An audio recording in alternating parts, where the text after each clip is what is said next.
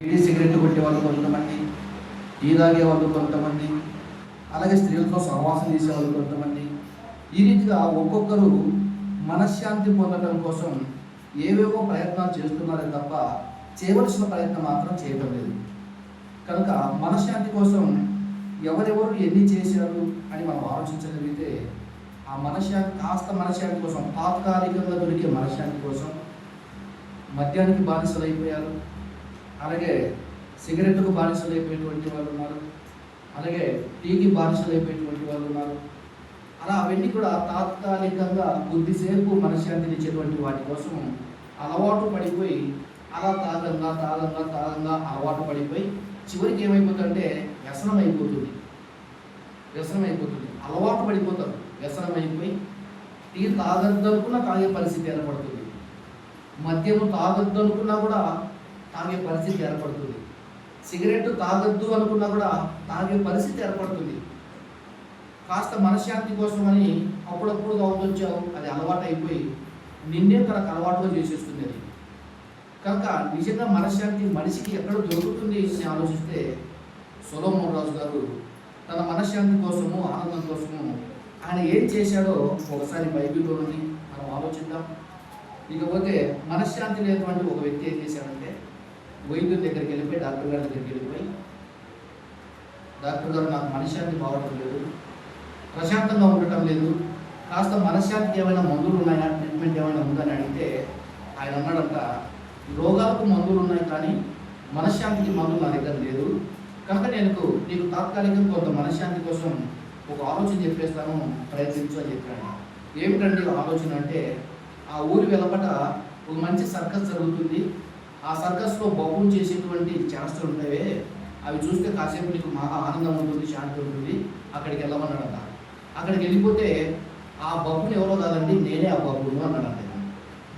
నువ్వేదో సర్కస్ చూస్తే ఆ సర్కస్లో ఆ పుట్టుడు ఆ బొబ్బులు చేసేటువంటి వాటిని కాసేపు నవ్వుతాం కదమ్మా సర్కస్కి వెళ్ళేటప్పుడు, ఆ బొబ్బును కూడా ఏమన్నంటే అతనే వచ్చి కూర్చొని అడుగుతున్నాడు, ఆ సర్కస్కి వెళ్ళండి, ఆ బొబ్బులు చేసేటువంటి అవన్నీ కూడా చూస్తే మీకు కాసేపు ప్రశాంతత దొరుకుతుంది అని చెప్పాట. ఏమంటే ఆ బొబ్బుని ఎవరో కాదు, నేనే అన్నాడంట. అలాగున మనశ్శాంతి అనేటువంటిది తాత్కాలికంగా పొందుతున్నారు తప్ప నిజంగా మనశ్శాంతి ఎక్కడ దొరుకుతుంది అని ఆలోచిస్తే ఒకసారి ఆయన అంటాడు, సొలొమోన్ రాజు గారు మాట్లాడుతూ ఏమన్నాడో బైబిల్ వచ్చి ఒక మాట చెప్తున్నాం. సామెతల గ్రంథము 14వ అధ్యాయము 13వ వచ్చిన భాగాన్ని తీయండి. సామెతల గ్రంథం 14వ అధ్యాయము 13వ వచనాన్ని పరిశీలిద్దాం. ఒకడు నవ్వుచుండినను హృదయమున దుఃఖం ఉండవచ్చును అన్నాడు. చూడండి, అంటే పైకి మాత్రము నవ్వుతున్నాడు, 10 మందితో సంతోషంగా ఉన్నట్లు ఇగిలిచి మాట్లాడుతున్నాడు, ఆనందంగా ఉన్నట్టు మాట్లాడుతున్నాడే తప్ప హృదయంలో ఏముందంట, దుఃఖం అని అంటున్నాడు. చూడండి 14వ అధ్యాయము 13వ వచనంలో, ఒకడు నవ్వుచుండినను హృదయమున దుఃఖం ఉండవచ్చును, సంతోషము తుదకు వ్యసనం అవుతుంది అని చెప్పాడు. చూడండి, అంటే మనశ్శాంతి లేకపోవటం చేత మందు కొట్టి మనశ్శాంతి పొందుదాం అనుకున్నాడు, అది కొద్ది దినాలు పనిచేసింది, తర్వాత ఏమైపోయిందంటే అది వ్యసనం అయిపోయింది. కనుక ఆయన అంటున్నాడు, ఏం మాట్లాడుతున్నాడు అంటే ఒకడు నవ్వుచుండినను అన్నాడు. ఒకడు నవ్వుచుండినను అది ఒరిజినల్ నవ్వు కాదు, బయటికి కనిపించడానికి. ఎవరైనా బంధువులు కనపడితే ఏమంటామో, ఏమో బాగున్నావు అంటే వాళ్ళు ఏమంటారు, ఏం బాగలేదంటాడా. ఎంత బాగలేనోడైనా కూడా బాగున్నావంటే వెంటనే బాగున్నట్టాడు. కాసేపు కూర్చొని మాట కలుపుకుంటూ వచ్చేసి తన రోగాలన్నీ చెప్పేసుకుంటాడు, తన బాధలన్నీ చెప్పేసుకుంటాడు, తన ఇబ్బందులన్నీ చెప్పేసుకుంటాడు. కానీ మొదటిసారి పలకరించేటప్పుడు బాగున్నావంటే బాగున్నా అలా వెళ్ళిపోతాడు. అలా ఏ మనిషిని మనం హెచ్చరించినా కూడా బాగున్నావు అంటే ఎగిరిస్తూ లేదా నవ్వుమావంతో బాగున్నానని వెళ్ళిపోతాడే తప్ప, కానీ లోన ఏముంది, లోన దుఃఖం ఉంది. కాసేపు నువ్వు కూర్చొని మాట్లాడగలిగితే, మనసు మాట్లాడగలిగితే అప్పుడు చెప్పగలడు, అప్పుడు నీకు అర్థమవుతుంది. పైకి మాత్రమే అలా మాట్లాడుతున్నాడు కానీ లోపల ఎంతో దుఃఖం ఉంది. ఇప్పుడు మనం లేదా చెప్పండి, ఇక్కడ కూర్చున్నటువంటి మనకు కూడా ఏదో ఒక సమస్య మనం బాధ పెట్టే సమస్యలు ఉన్నాయి. కనుక అంటాడు ఒకడు నవ్వుచుండినను హృదయంలో దుఃఖం ఉండదు అని చెప్పాడండి. నిజంగా మనిషికి మనశ్శాంతి ఎక్కడ పోయింది అని మూలాన్ని వెతకాల. అంటే మనిషి మనశ్శాంతి లేని వాడుగా పుట్టలేదు. మనశ్శాంతి గలవాడిని కానీ దేవుడు పుట్టించాడు. కానీ ఎక్కడ మనిషి మనశ్శాంతి పోగొట్టుకున్నాడంటే ఆ చేయొద్దన్నటువంటి పాపము చేసిన తర్వాత మనశ్శాంతిని మనిషి పోగొట్టుకున్నాడు. దాని మూలంలోకి వెళ్ళిపోతే పాపం చేయటం చేతనే మనిషి మనశ్శాంతిని కోల్పోయాడు. ఒకసారి మనం ఆది కాండంలోకి వెళ్ళిపోతే ఆది కాండము 3వ అధ్యాయము దయచేసి 8వ వచనం. ఆది కాండము 3వ అధ్యాయము 8వ వచనాన్ని మనం ఆలోచిద్దాం. ఈ మనశ్శాంతి మనిషి మొదట ఎక్కడ పోగొట్టుకున్నాడు అని ఆలోచిస్తే అక్కడ మనకు మూలం ఒకటి దొరుకుతుంది. చదవమ్మా. చల్లపూటను ఆదామును అతని భార్యయు తోటలో సంచరించుచున్న దేవుడైన యెహోవా స్వరమును విని దేవుడైన యెహోవా ఎదుటికి రాకుండా తోట చెట్ల మధ్యను దాగుకున్నారు అని చెప్పాడు. చూడండి, ఎప్పుడు దాక్కున్నారు? పాపం చేసిన తర్వాత దాక్కున్నారా, పాపం చేయకముందు దాక్కున్నారా అని ఆలోచిస్తే పాపము చేసిన తర్వాత దాక్కుంటున్నారు. అక్కడ నుంచి మనిషి మనశ్శాంతి కోల్పోయాడమ్మా. మొదటి జంట అయినటువంటి ఆదాము గారు, హవ్వమ్మ, వారిరువురు కూడా వద్దన్నటువంటి పని చేసి అంతవరకు ఉన్నటువంటి మనశ్శాంతిని మనిషి పోగొట్టుకున్నాడు. అలా పోగొట్టుకున్నటువంటి మనశ్శాంతిని అక్కడే దేవుని యొద్ద తమ తప్పు ఒప్పుకుంటే మళ్ళా దేవుడు వాళ్ళ పాపాన్ని తీసివేసి మనశ్శాంతిని ఇచ్చేవాడు. కానీ వాళ్ళు ఒప్పుకోలేదు. ఒప్పుకోకపోవటం చేత ఆ మనిషి ఆనాటి నుండి ఈనాటి వరకు మనశ్శాంతిని కోల్పోయాడు. అలా కోల్పోయినటువంటి మనశ్శాంతిని తిరిగి తండ్రి అయిన దేవుడు తన వాక్యం ద్వారాను తన కుమారుడైన యేసుక్రీస్తు ద్వారాను ఒప్పుకున్నటువంటి వాళ్ళకి ఇవ్వడానికి నాటి నుండి నేటి వరకు ఆయన సిద్ధంగా ఉన్నాడు. కనుక మనం ఆలోచించగలిగితే అలా మనిషి పోగొట్టుకున్నటువంటి మనశ్శాంతిని ఎక్కడ పోగొట్టుకున్నాడో అక్కడ వెతికి తెచ్చుకోకపోకుండా బీడీ తాగితే మనశ్శాంతి ఉంటుందని, టీ తాగితే కాస్త మనశ్శాంతి ఉంటుందని, అలాగే వైన్ షాప్లోకి వెళ్ళిపోయి కాస్త మందు కొడితే మనశ్శాంతి ఉంటుందని అలా ఏవేవో కల్పించుకున్నాడే తప్ప అవన్నీ మనిషి మనశ్శాంతి కోసమే వాడతాడమ్మా. అవి మందు కొట్టినా కూడా మనశ్శాంతి కోసమే అంటాడు, సిగరెట్ తాగినా మనశ్శాంతి కోసమే అంటాడు, అలాగే ఏవేవో మొత్తానికి అవన్నీ మనశ్శాంతి కోసం అంటాం. కానీ ఆ మనశ్శాంతి కోసం కొన్నాళ్ళు నువ్వు వాడిన తర్వాత అవి వ్యసనం అయిపోయి శరీరం అంతటిని అనారోగ్యం పాల్చేస్తాయి. మీ అందరికీ తెలుసు. ఎందుకంటే తాగి మొదటిలో తాగేటప్పుడు సరదాగా ఉంటుంది, అలాగే కొంత తమాషగా ఉంటుంది, కొత్త కనుక కాస్త అభిలాషగా ఉంటుంది. ఆ తర్వాత వ్యసనం అయిపోయిన తర్వాత ఎవరి ఎంత ఇబ్బంది కలుగుతారో సామెతల గ్రంథంలో మాట చెప్పాడు ఆయనే. సొలొమోను రాజు గారు మాట్లాడుతూ 23వ అధ్యాయంలో, సామెతల గ్రంథం 23వ అధ్యాయము దయచేసి 29 నుండి 35 వచనాల వరకు ఎంత కష్టం తెచ్చుకున్నాడు చూడండి. మనిషి ఏదో కాస్త తాగితే మనశ్శాంతిగా ఉంటుంది అనుకున్నాడు, కాస్త బీడీ సిగరెట్ తాగితే మనశ్శాంతి ఉంటుంది అనుకున్నాడు, స్త్రీలతో సహవాసం చేస్తే మనశ్శాంతిగా ఉంటుంది అనుకున్నాడు, సినిమా చూస్తే మనశ్శాంతిగా ఉంటుంది అనుకున్నాడు. కానీ అవన్నీ కూడా ఏమీ పని చేయలేదు. చివరికి ఆ మద్యం చేత మనిషి ఎంత చెడిపోతున్నారో ఆలోచించగలిగితే సామెతల గ్రంథం 23వ అధ్యాయం 29 నుండి చదవండి. ఇక్కడ అంటున్నాడు, ఎవరికి శ్రమ, ఎవరికి దుఃఖము, ఎవరికి జగడములు, ఎవరికి చింత, ఎవరికి హేతువు లేని గాయములు, ఎవరికి మంద దృష్టి అన్నారు. చూడండి, 29 వచ్చిన కదా మరి. సామెతల గ్రంథం 23వ అధ్యాయము 29వ వచనం నుండి మనం పరిశీలించగలిగితే ఈ శ్రమ అనేది, ఈ దుఃఖం అనేది, ఈ చింత అనేది ఎక్కడి నుంచి వచ్చేసింది, దేని వల్ల వచ్చేసింది అని మనం ఆలోచించగలిగితే రాసైనటువంటి సొలొమోను గారు రాస్తున్నారు. ఇక్కడ రాస్తూ ఎవరికి శ్రమ ఒకటి, ఎవరికి దుఃఖము, ఎవరికి జగడములు, ఎవరికి చింత, ఎవరికి హేతువు లేని గాయములు, ఎవరికి మంద దృష్టి అన్నారు. చూడండి, 6 క్వశ్చన్ మార్కులు ఇచ్చేశాడు. 6 క్వశ్చన్ మార్కులు. ఇంతకు ఈ క్వశ్చన్ మార్కులలో మళ్ళీ మనం ఆలోచించగలిగితే ఎవరికి శ్రమ అన్నారు. చూడండి, అంటే ఎవరికి వచ్చేస్తుంది శ్రమ, ఎలాంటి వాళ్ళకు వచ్చేస్తుంది శ్రమ, దేన్ని చేసే శ్రమ తెచ్చుకున్నారు వీళ్ళు అని ఆలోచిస్తే కిందనే ఆన్సర్ ఇచ్చాడు. చదువుకున్నాం. ఎవరికి శ్రమ ఒకటి, ఎవరికి దుఃఖము 2, ఎవరికి జగడములు 3, ఎవరికి చింత 4, ఎవరికి హేతువు లేని గాయములు 5, ఎవరికి మందు దృష్టి అన్నారు. చూడండి, ఇంతకు ఎవరికిది అని ఆలోచిస్తే మనం ఆలోచించి చెప్పడం కష్టం. కానీ ఆ సొలొమోను రాజు గారి మాట్లాడుతూ కింది వచ్చినాక వచ్చేద్దాం. ద్రాక్షారసముతో పొద్దుగుచ్చు వారికే కదా ఇవన్నీ వచ్చేది అంటున్నాడు. ద్రాక్షారసం అనగానే మనం ఏదో బల్లలో తీసుకునే ద్రాక్షారసం అనుకునేది పొరపాటు. ద్రాక్షారసం అనగానే ద్రాక్షారసాన్ని పులియబెట్టి కాస్త దాంట్లో మిగిలినటువంటి రసాయనం కలిపిస్తే అది మద్దెక్కించేదిగా ఉంటుందమ్మా. ఇశ్రాయేలీలు వారి దేశంలో ఎక్కువగా ద్రాక్షారసాన్ని వాడతారు. ప్రతి కార్యక్రమానికి ద్రాక్షారసాన్ని వాడతారు. అలాగే వాళ్ళు ఆ ద్రాక్షారసాన్ని కాస్త పులియబెట్టినట్లయితే అది మద్దెక్కేదిగా ఉంటుంది. కనుక ఈ మత్తులో మనశ్శాంతి పొందాలనుకున్నటువంటి ఈ ద్రాక్షారసాన్ని లేదా వైన్స్ను లేదా ఆ వైన్స్ షాపులో అమ్మేటువంటి మత్తు పానీయాలు సేవించి మనశ్శాంతి పొందుదాం అనుకొని ఈరోజు ఇంత బుడ్డోడు మొదలుకొని వృద్ధులైపోయేటంత వరకు ప్రతి ఒక్కరూ దానికి లోనైపోతున్నారమ్మా. ప్రతి ఒక్కరూ దానికి లోనైపోయారు. ఇంట్లో ఏదైనా సమస్య వచ్చే మందు కొట్టేస్తాడు. ఒక బిడ్డ పుడితే మందు కొట్టేస్తాడు. ఎవడైనా చనిపోతే మందు కొట్టేస్తాడు. పెళ్లికి మందే కొట్టేస్తాడు. ఏ పనైనా చెప్పు, ఎందుకు తాగుతున్నావు అంటే ఏదో ఒక కారణం చెప్పేస్తాడు. అలా తాగుతున్నటువంటి వాళ్ళకు ఏమొచ్చాయని ఆలోచించగలిగితే అక్కడ ఉంటున్నాడు. ఒకటి శ్రమ, ఏమన్నాడమ్మా? శ్రమ, దుఃఖము, జగడములు, చింత, హేతు లేని గాయములు, మందు దృష్టి అన్నాడు. చూడండి, ఇలా ద్రాక్షారసంతో పొద్దుగుచ్చేటువంటి వారందరికీ ఈ లక్షణాలతో నిండిపోతాడు. గొడవలు, శ్రమ, హేతు లేని గాయాలు. ఎవరు కొట్టాల్సిన పని లేదు. మంది ఎక్కువ అయిపోతే రాళ్ళ మీద పడిపోతాడు, కాలువలో పడిపోతాడు, కంప చెట్టుల్లో పడిపోతాడు. ఆడెవడన్నా కొట్టారా? ఎవరు కొట్టాల్సిన అవసరం లేదు.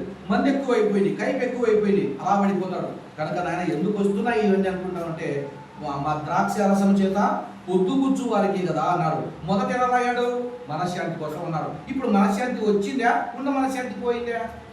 నీవు మనశ్శాంతి పోగొట్టుకున్నావు, నీ భార్యకు మనశ్శాంతి లేకుండా చేశావు, నీ బిడ్డలకు మనశ్శాంతి లేకుండా చేశావు, నీ బంధువులందరికీ మనశ్శాంతి లేకుండా చేశావు. ఇంకా చెప్పుకోవాల్సి వస్తే ఆ వీధిలోనే మనశ్శాంతి లేకుండా చేసేస్తాడు.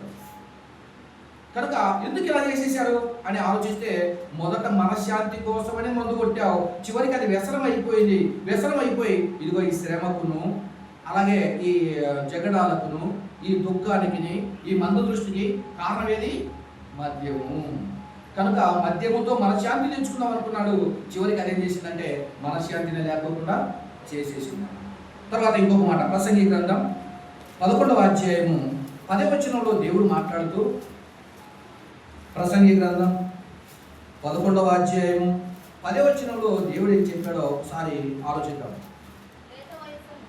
లేత వయసును నడిప్రాయమును గతించిపోవునవి గనుక నీ హృదయములో నుండి వ్యాకులమును తొలగించుకును, నీ దేహమును చెరుపుదాని తొలగించుకో. నీ దేహాన్ని చెరిపేటే ధూమపానమా?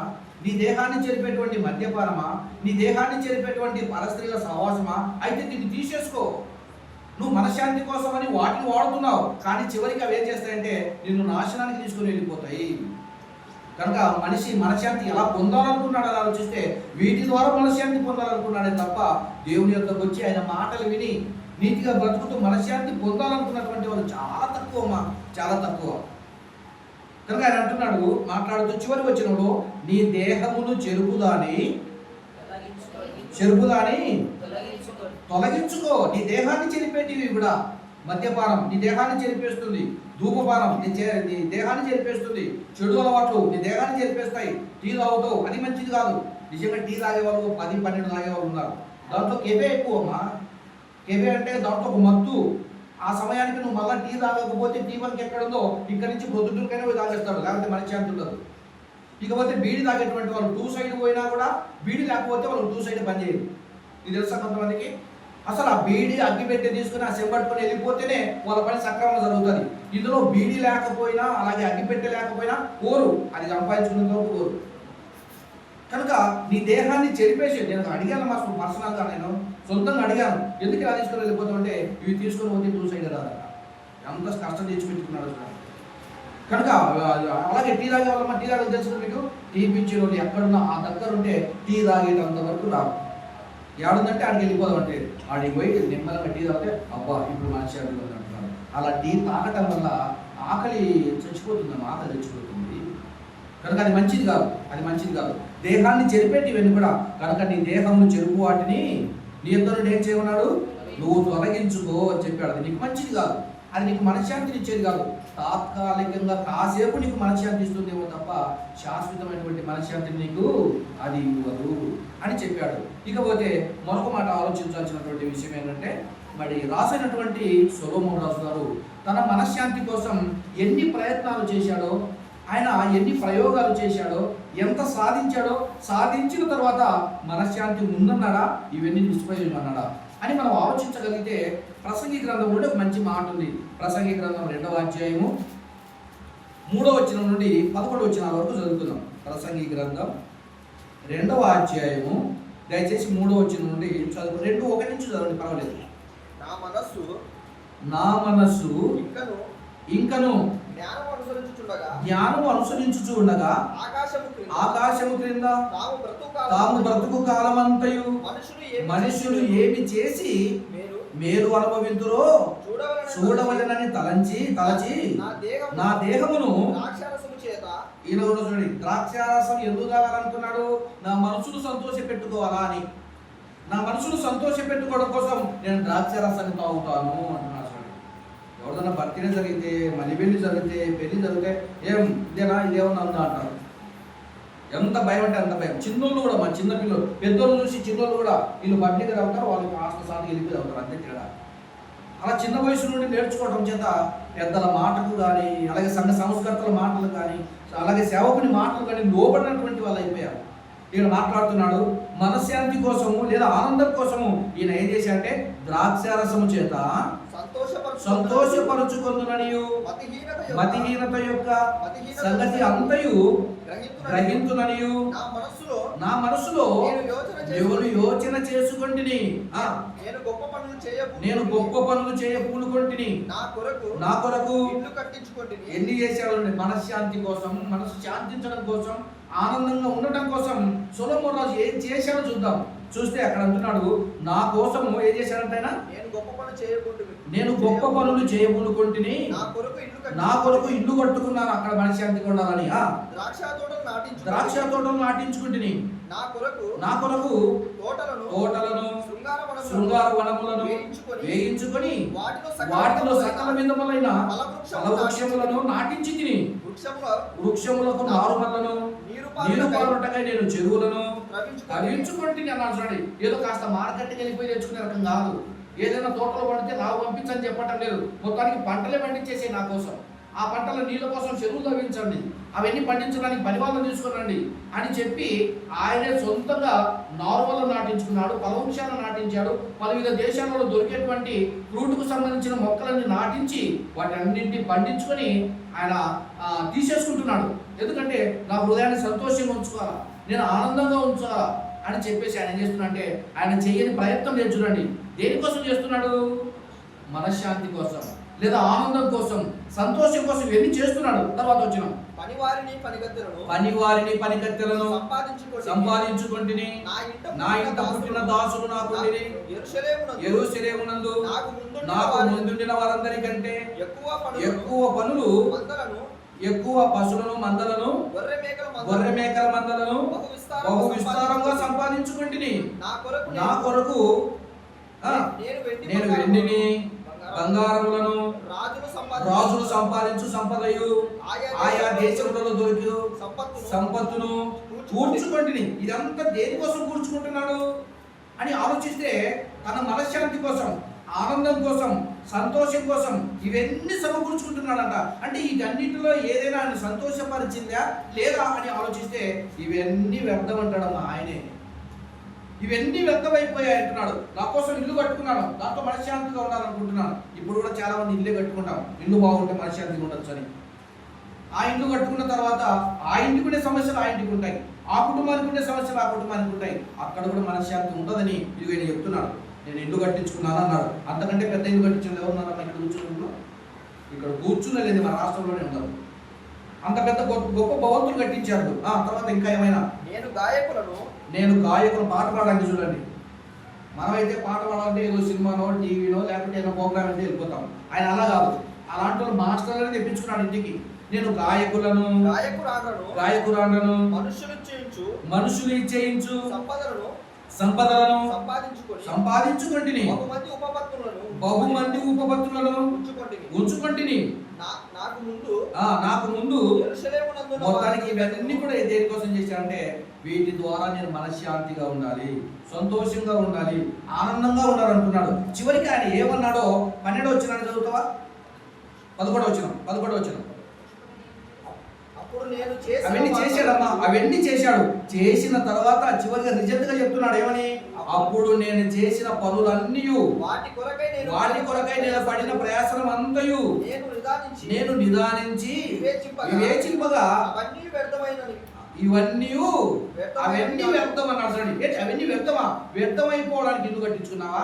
వ్యర్థమైపోవడానికి చెరువు తవ్వించుకున్నావా? వ్యర్థమైపోవడానికి నాలుగు నాటించావా? వ్యర్థమైపోవడానికి పలవృక్షాలు నాటించావా? బంగారు, వెండి, విలువైన వస్తువులు అన్నిటినీ తెచ్చుకున్నాడంట.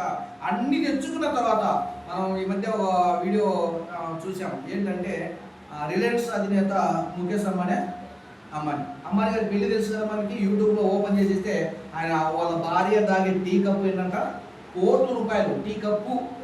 మళ్ళీ టీ కాదు, టీ కప్పే. వాళ్ళు బాత్రూమ్కి వెళ్ళిపోతే కొలాయి బంగారందే, లెటిన్ పింగాణి బంగారందే, సేవరు బంగారందే, కూర్చునే సీటి బంగారందే. అవునా? అవన్నీ చూస్తే మనకి అనిపిస్తుంది మనం ఎప్పుడు సంపాదించము అనుకుంటాం. పోనీ అతనికి నెమ్మది ఉందంటే నెమ్మది లేదు. నెమ్మది ఉంటే ఒక చోట నుండి నెమ్మది ఉండాలా. దేశం అంతా తిరుగుతూ అంటాడు. ఈయన చూడ అంతకంటే మించినోడు సొలొమోను రాజు గారు ఇవన్నీ ఆలోచించాడంట. ఆలోచించిన తర్వాత 11వ వచనంలో అప్పుడు నేను చేసిన పనులన్నీ వాటి కొరకై నేను పడిన ప్రయాసమంతయు నేను నిదానించి వివేచింపగా అవన్నీ వ్యర్థమైనవిగాను ఒకడు గాలికి ప్రయాసపడినట్లుగాను అగుపడేను అన్నాడు. ఏంటి గాలికి ప్రయాసపడ్డావా? మీరు ఎవరైనా గాలికి ప్రయాసపడించున్నారన్నారా మేడం? మనం ఇక్కడ కూర్చుంటే ఇక్కడికి వచ్చేస్తారు, బయట కూర్చుంటే బయటకు వచ్చేస్తారు, ఇంతే పోతే ఇంట్లో ఉంటుంది. గాలికై ప్రయాసపడినట్లుంది అన్నాడు చివరికి.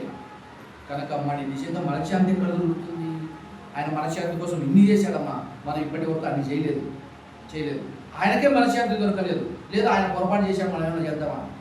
కాదు. అంటే దాంట్లో కూడా ఆయనకు మనశ్శాంతి లేదు. ఇవన్నీ వ్యర్థం అని చెప్పేశాడమ్మా. తర్వాత అంటాడు 5వ అధ్యాయం, అదే ప్రసంగి గ్రంథం 5వ అధ్యాయము 10-12 వచనాలు. 5వ అధ్యాయము 10-12 వచనాలు. ఇకపోతే డబ్బు సంపాదించే వాళ్ళమ్మా చాలా మంది డబ్బు సంపాదించే సుఖంగా ఉండొచ్చు, డబ్బు సంపాదించే మంచి ఇల్లు కట్టుకోవచ్చు, డబ్బు సంపాదించే మంచి బట్టలు తీసుకోవచ్చు, డబ్బు సంపాదించే మంచి ఆహారం తీసుకోవచ్చు అని డబ్బు చేత మనశ్శాంతి పొందాలనుకున్నటువంటి వాళ్ళు ఆ డబ్బే సంపాదనే ధ్యేయంగా చాలా పనులు చేస్తుంటారు. సంపాదనే ధ్యేయంగా పెట్టుకొని నిజంగా అలా సంపాదించడం వలన మనశ్శాంతి కలుగుతుంది అని ఆలోచిస్తే ఇదిగో మహానుభావుడు అంటున్నాడు. ఏమంటున్నాడు? ద్రవ్యమును అపేక్షించువాడు ద్రవ్యము చేత తృప్తి నొందడు, ధన సమృద్ధి అపేక్షించువాడు ఆ ధన సమృద్ధి చేత తృప్తి నొందడు. ఇది వ్యర్థమే. ఎందుకు వ్యర్థమైపోతుందో చెప్పాడు చూడండి. అంటే ధనాన్ని సంపాదించి తృప్తి పొందుదాం అనుకున్నాను, అది కూడా వ్యర్థమే. ఎలా వ్యర్థమైపోతుందో 11వ వచనం చెప్పాడు. ఆస్తి ఎక్కువైన దాన్ని భక్షించే చుట్టాలు స్నేహితులు కూడా ఎక్కువైపోతారు. నిజంగా నీ దగ్గర లేదు కనుక నీ వాళ్ళు రారు, నీ బంధువులు రారు, నీ చుట్టాలు రారు. నీ దగ్గర కాస్త డబ్బు ఉంది అనుకో, మొత్తం అంతా చుట్టూ కలుపుకొని నా బంధువు అని చెప్పేసి మీ ఇంట్లో తినడానికే గుర్చేసుకుంటారు. కనుక ద్రవ్యాన్ని ఎక్కువ చేసుకొని ఆ ధనము చేత సంతోషించవచ్చు అనుకున్నాడు, లేదా మనశ్శాంతి పొందాలనుకున్నాడు. కానీ ద్రవ్యం ఎక్కువ అవడం చేత 11వ వచనంలో ఆస్తి ఎక్కువైన యెడల దాన్ని భక్షించువారును ఎక్కువ అగుదురు. కన్నులారా చూచుటయేగాక ఆస్తి పరునికి తన ఆస్తి వలన ప్రయోజనమేమి అన్నాడు. చూడండి, అంటే ఆస్తి పరుడు కట్టలు బీరువాలు పెట్టేసుకొని తీసుకోవడం, చూసుకోవడం, అలా పెట్టేసుకుంటారు. మీరు కూడా అలా పెట్టేసుకున్నట్టు ఉంటారు. ఇప్పుడు కూడా ఏమన్నా నేను శుక్రవారం పెట్టేసుకున్నారా? అమ్మ శుక్రవారం అప్పులు ఇవ్వాలన్నా కూడా ఇవ్వరు. మీరు ఉండకపోవచ్చు వాక్యాన్ని వింటున్నారు కనుక ద్రవ్యమును అపేక్షించువాడు ద్రవ్యం చేత తృప్తి నొందడు. దాన్ని చూసుకోవడం అలా పెట్టేసేయడం అంతేనమ్మా. అంతగా ఏం చేస్తారు చెప్పండి?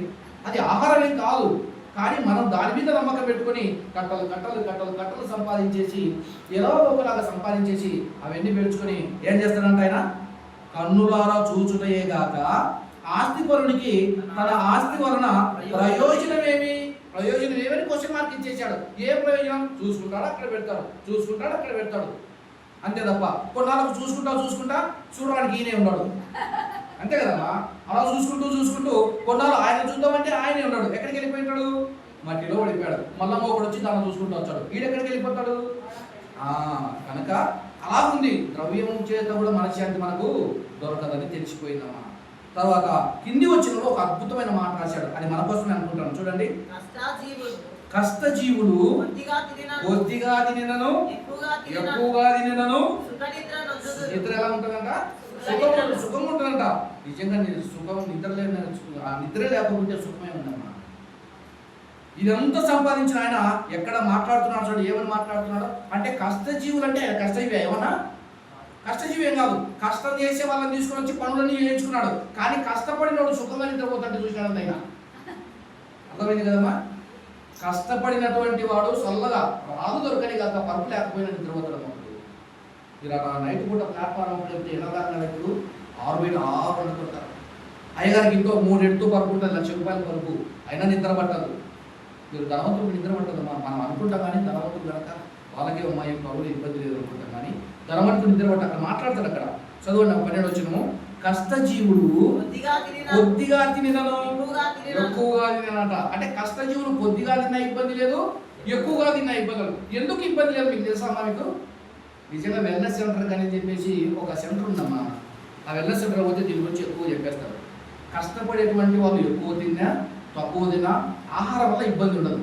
కానీ ధనవంతులైనటువంటి వాళ్ళు పని చేయకుండా ఏకంగా తింటున్నారనుకో, ఆ కొలెస్ట్రాల్ అనేది విరిగిపోయి హార్ట్కు సంబంధించినటువంటి ఆ హోర్లన్నీ కూడా ఏమైపోతాయంటే బ్లాక్ అయిపోతాయి. అప్పుడు హాస్పిటల్ తీసుకొని కోసి మట్టంగా మార్చేస్తారు. మీ అందరూ తెలుసు. కనుక తినేటప్పుడు కూడా ఆ తినటంలో కష్టజీవులు కనుక వాళ్ళు కొద్దిగా తిన్నా పని చేసేసి చల్లగా నిద్రపోతారు, ఎక్కువగా తిన్నా కూడా వచ్చి చల్లగా నిద్రపోతారు. మీకు నిద్ర పట్టలేదు చెప్పండి పని వచ్చిన వాళ్ళకు. నిజంగా నేను చెప్తాను, మీరు నమ్మండి నమ్మకపోండి. అలా మేము సువార్తకి వెళ్ళిపోయి రాత్రి 9, 10, 11 దూర ప్రాంతాలు అంటే 12 కూడా అవుతుంది. అలా సువార్త ప్రకటించి వచ్చిన తర్వాత అలా పడుకుంటే పసిపిల్లలకు వచ్చినట్టు నిద్ర వచ్చేస్తుంది అన్నమాట. మీరు కూడా ఆయా ప్రదేశాలకు పనికి వెళ్ళిపోతారు కదా, ఏదో ఒక పనికి, కుటుంబ జీవనోపాధి కోసం ఏదో ఒక పనికి వెళ్ళిపోతాం. వెళ్ళి పనికి పోయి వచ్చిన తర్వాత ముగించుకున్న తర్వాత అలా పడుకుంటే చల్లగా నిద్ర వచ్చేస్తుంది. ఎవరిల్లు? కష్టజీవులు కొద్దిగా తినను ఎక్కువగా తినను. ఎలాంటి నిద్ర అంట? సుఖ నిద్రలో నిద్ర. సుఖ నిద్ర కిందనే ఉన్నారు చూడండి మన బంధువులు. అయితే ఐశ్వర్యవంతులకు తన ధన సమృద్ధి చేత నిద్ర పట్టదనడా? నిద్ర పట్టిందనడా? వీళ్ళకు నిద్ర రావడానికి సుఖంగా ఉండడానికి డబ్బు సంపాదించిన డబ్బే వీళ్ళని ఏం చేస్తుంది? నిద్రపోకుండా చేస్తుందంట. ఎందుకు నిద్రపోరమ్మ వాళ్ళు? ఎందుకు నిద్ర? మీరు ఆలోచించారు ఎప్పుడైనా? ఇళ్ళంపడి కార్పొరేషన్ ఇచ్చేస్తారు. వాళ్ళు ఇచ్చినారా లేదు రాసుకోవాలి. తెల్లారు పగలంతా చేయి కావాలా, రాత్రి అంతా మళ్ళీ రాసుకుంటాం. వాళ్ళు ఎప్పుడు నిద్ర పడుతుంది? ఇస్తాడో లేదో. అలాగే మన బాపినట్టు ఉంటాడో పోతాడో ఉన్నాడా? మన ఇంట్లో పట్టించుకుంటారో లేదో, కానీ అప్పించిన వాళ్ళు మాత్రం వాడు ఉన్నాడా లేదా, ఆరోగ్యంగా ఉన్నాడా లేదా, పని దొరుకుతుందే లేదా, వాళ్ళకి ఎక్కువ మనకంటే శ్రద్ధ. ఈ ఐశ్వర్యవంతులకు ఏం పట్టదంట? ఐశ్వర్యవంతులకు తన ధన సమృద్ధి చేత నిద్ర పట్టదు అని చెప్పాడు. అంటే ఇప్పుడు ఎన్ని దొరికాయి? దేని వల్ల వీళ్ళకు మనశ్శాంతి లేనట్టుగా ఈ లేఖనాలన్నీ చెప్పారు. ధనం సంపాదించుకొని మనశ్శాంతి పొందడం అనుకున్నాడు, కుదరలేదు. తోటలు నాటించుకుని అనుభవించడం అనుకున్నాడు, కుదరలేదు. అలాగే ఏవేవో సంపాదన తెచ్చుకున్నాడు, ఏం కుదరలేదు. ఒకసారి ఏకంగా ఏవు గారు ఏమంటారంటే, నా పడకైనా నాకు నెమ్మదిస్తుందేమో అనుకున్నాడట. పగలంతా పనిచేసి ఇచ్చిన తర్వాత రాత్రులు పడిపోయింది, పడక మీద మంచం మీదనే ఆ మంచం మీద సుఖం ఉంటుంది అనుకున్నాడట. కానీ ఆ మంచం మీదకి వెళ్ళిపోయి పడుకున్న తర్వాత అక్కడ కూడా మనశ్శాంతి లేదట. ఎందుకు మనశ్శాంతి లేదో ఆ యోగు గారి దగ్గరికి వెళ్ళిపోదాం. ఆయన దగ్గరికి వెళ్ళిపోయి అడుగుదాం. యోగు గ్రంథం 7వ అధ్యాయము 13, 14 వచనాలు ముగించుకున్నాం. యోగు గ్రంథము 7వ అధ్యాయము 13, 14 వచనాలు. నా మంచము నాకు ఆదరణ ఇచ్చును, నా పరుపు నా బాధకు ఉపశాంతినిచ్చునని నేను అనుకోనగా అంటున్నాడు. చూడండి ఏమనుకున్నాడంట? మంచం మీద పడుకుంటే ఏమొచ్చదు అనుకున్నాడు ఆయన. చూడండి అందుకే మంచాలు కూడా ఫర్నిచర్లో అబ్బో రేటు చూసారమ్మా మీరు, 2 లక్షలు కూడా ఉన్నాయి. ఒకటి మంచమే. పరుపులు కూడా 2 లక్షలు 3 లక్షలు నువ్వు కొన్నంత నీ దగ్గర డబ్బు ఎంతుంటాడు. మీరు ఒకసారి ఫర్నిచర్కి వెళ్ళిపోయారు అనుకోండి, సోఫా సీట్ అడిగితే దాని ఖరీదు చెప్పేస్తాడు. డబల్ కట్ట మంచం పడితే దాని సీట్ చెప్పేస్తాడు. అలాగే ఆ పరుపులు వాటి కంపెనీలు బట్టి వాటి రేటు ఉంటాయి. మొత్తానికి ఏదన్నా కానీ ఆ ఏబు గారి కాలంలో ఏబు గారు మాట్లాడుతున్న మాట ఏమంటున్నాడు ఆయన? 10వ వచనం, నా మంచము నాకు ఆదరణ ఇచ్చును. మంచం మీద పరుపు కూడా లెక్కేశాడు ఆయన. నా మంచం ఆదరణ ఇస్తుంది, నా పరుపు ఏమంటాడు? నా పరుపు నా బాధకు ఉపశాంతిని ఇచ్చును అని నేను అనుకున్నాను అంటున్నాడు. చూడండి, అంటే పరుపు మంచము నాకు ఆదరణ ఇస్తాయి, ఉపశాంతి ఇస్తాయి అని అనుకున్నాడంట. అనుకుంటే ఏమైంది వాడి? నీవు స్వప్నముల వలన నన్ను బెదిరించుచున్నావు, దర్శనం వలన నన్ను భయపెడుతున్నావు అంటున్నాడు. చూడండి, అంటే మంచంలో కూడా సరైన నిద్ర రాకోకుండా కలవరింపులు వచ్చాయనుకో, నరుక్కున్నట్టు వెంబడించినట్టు ఇంకేం నిద్ర వస్తుంది ఇక్కడ? పరుపు మంచిదే ఉండొచ్చు, మంచము మంచిదే ఉండొచ్చు, ఉపశయనం వచ్చేస్తుంది అనుకున్నాడు. కానీ కొండ మూసుకున్నా వచ్చి కలవరింపులు ఏమొచ్చేస్తున్నాయంట? భయం పుట్టించేటివి. కొంతమంది పండుకున్న తర్వాత కేకలు వేస్తారు, కొందరైతే మంచం దిగి నడుస్తారు. మీకు తెలుసు లేదా? మరి అదే మంచంలో వండుకొని గురక తీసేవాళ్ళు కొందరంటే పక్కోళ్ళకు నిద్రే పట్టదు. ఇది మరీ పెద్ద ఇబ్బంది. మీకు తెలుసు కదమ్మా, పక్కోడు ముందు నిద్రపోతే పర్వాలేదు, గురుకొని కన్నా ముందు పొరపాన గురుకోడు నిద్రపోయిన తర్వాత ఈ గురక లేనోడు వండుకున్నాడు, నిద్ర వస్తుందా? సచ్చినా రాదు. అంత ఈ గురకతో చాలా పెద్ద సమస్య ఏర్పడింది. ఈ మధ్య పేపర్లో చదివాను, గురక పెడుతున్నారని భర్త విడాకులు కోరిందంట భార్య. నేను ఎప్పుడు నిద్రపోదు, ఎందుకంటే పగలంతా పనిచేసి కాస్త రాత్రి కదా మన నిద్రపోయేది. నిజంగా గురక పెట్టేటోళ్ళు గురక పెడుతుంటే ఆ చుట్టుపక్కల ఎవరు నిద్రపోలేదు. వాళ్ళకన్నా ముందు నిద్రపోతే పర్వాలేదు, బతికిపోయినట్లే. వాళ్ళు ముందు నిద్రపోయి మేలుకొందా అయిపోయా పాత. అట్లుంటుంది గురకలు. ఒక్కొక్కరు గురకలు ఒక్కొక్క రకం ఉంటాయి. ట్రైన్ పోయినట్టు ఉంటుంది ఒక్కొక్కరు. అలా ఉంటుంది గురకలు. నిజంగా నేను కూడా గురక పెట్టేటోనే, కానీ మానేశాను అన్నమాట. మానేయడానికి ఒక మంచి ట్రిక్ ఉంది, అది మానేయచ్చు. ఇక్కడ అంటున్నాడు 13 కదా, నా మంచము నాకు ఆదరణ ఇచ్చును, నా పరుపు నా బాధకు ఉపశాంతిని ఇచ్చును అని నేను అనుకునగా, అలా అనుకున్నాడంట, పండుకున్నాడంట. పండుకున్న తర్వాత 14వ వచనం ఏమైపోయింది? నీవు స్వప్నము వలన నన్ను బెదిరించేదవు అన్నాడు. చూడండి, పండుకున్న వెంటనే స్వప్నాలు కళలు వచ్చేసాయి. ఆ కళలు ఏమొచ్చిందంట? బెదిరింపులు అంట. బెదిరింపులు దర్శనముల వలన నన్ను భయపెడుతున్నావు అంటున్నాడు. చూడండి, బెదురు భయము. ఇంకెక్కడుంది మంచం మీద ఉపశాంతి?